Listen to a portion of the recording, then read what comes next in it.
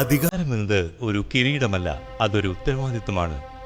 ആരാണ് അജയനായ ഭരണാധികാരി?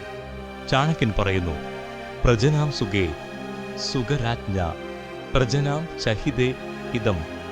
ഒരു യഥാർത്ഥ ഭരണാധികാരിക്ക് വേണ്ട ഗുണങ്ങൾ എന്തൊക്കെയാണെന്ന് നമുക്ക് നോക്കാം. എൻ്റെ പ്രിയപ്പെട്ട സഹോദരി, ഇന്നത്തെ രാഷ്ട്രീയം പഴയതുപോലെയല്ല. ഇവിടെ വിരൽത്തുമ്പിലാണ് കാര്യങ്ങളെല്ലാം നടക്കുന്നത്. വിവരങ്ങളെക്കാൾ കൂടുതലെന്ന് വിദ്വേഷവും വ്യാജ വാർത്തകളും പ്രചരിക്കുന്നു. ഈ ചുറ്റുപാടിൽ ഒരു ഭരണാധികാരി എങ്ങനെ അജയനാകും? ഇന്നത്തെ കാലത്ത് ഒരു ഭരണാധികാരി വെറുമൊരു ഇമോഷണൽ വ്യക്തിയായാൽ പോരാ. ജനങ്ങളുടെ വികാരങ്ങളെ ചൂഷണം ചെയ്യുന്നവർക്കിടയിൽ ജനങ്ങളുടെ വേദന മനസ്സിലാക്കുന്ന ഒരാളാകണം. ചാണക്യൻ പറഞ്ഞിട്ടുണ്ട്, ഭരണാധികാരി പ്രജകളുടെ കണ്ണീർ തുടയ്ക്കണം എന്നാണ്. സ്വന്തം കണ്ണ് നനയുവാൻ അനുവദിക്കുമരുത്.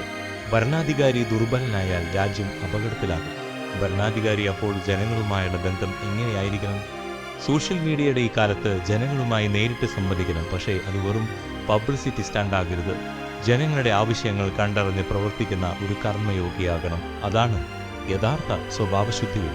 രാഷ്ട്രീയത്തിൽ അഴിമതി ഒരു വലിയ വെല്ലുവിളിയാണല്ലോ. ചാണക്യനൊരു പ്രശസ്തമായ ഒരു നിരീക്ഷണമുണ്ട്, നാവിൽ തേനിരിക്കുന്നവനെ അത് രുചിക്കാതിരിക്കുവാൻ കഴിയില്ല. അതുപോലെ പണം കൈകാര്യം ചെയ്യുന്നവൻ അത് അല്പമെങ്കിലും എടുക്കാതിരിക്കുകയുമില്ല. ഇത് തടയാൻ കർശനമായ ഓഡിറ്റിങ്ങും കർശനമായ ശിക്ഷാ നടപടികൾ വേണം. അഴിമതിക്കാരോട് വിട്ടുവീഴ്ചയില്ലാത്ത സമീപനം സ്വീകരിക്കുന്ന ഭരണാധികാരിയെ ജനങ്ങൾ എന്നും നെഞ്ചേറ്റും. അവിടെയാണ് അയാളുടെ അജേയത. ഇന്നത്തെ രാഷ്ട്രീയത്തിൽ ഒരു ഭരണാധികാരി അജയനാകുന്നത് തൻ്റെ അധികാരം കൊണ്ടല്ല, മറിച്ച് തൻ്റെ സ്വഭാവം കൊണ്ടാണ്. പ്രതിസന്ധികളിൽ പതറാത്ത, വൈകാരികമായി ജനങ്ങളോട് ചേർന്ന് നിൽക്കുന്ന ഒരു കരുത്തുറ്റ ഭരണാധികാരി ഇന്ന് നമുക്ക് ആവശ്യമാണ്. ഭരണാധികാരിക്ക് ഒന്നും ഒളിച്ചു വയ്ക്കാൻ ഉണ്ടാകരുത്. സത്യസന്ധതയാണ് അദ്ദേഹത്തിൻ്റെ ഏറ്റവും വലിയ മുതൽക്കൂട്ടും തന്ത്രവും. വൈകാരികമായ പ്രതികരണങ്ങളെക്കാൾ യുക്തിപരമായ തീരുമാനങ്ങൾക്ക് മുൻഗണന നൽകണം. ചാണക്യന് പറഞ്ഞതുപോലെ, യഥാർത്ഥ സമ്പത്ത് പ്രജകളാണ്.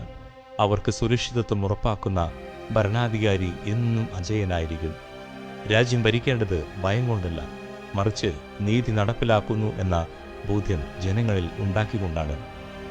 ജനങ്ങളുടെ ഭയം കൊണ്ടല്ല, മറിച്ച് അവരുടെ സ്നേഹം കൊണ്ടാണ് ഒരാൾ അജയനാകേണ്ടത്.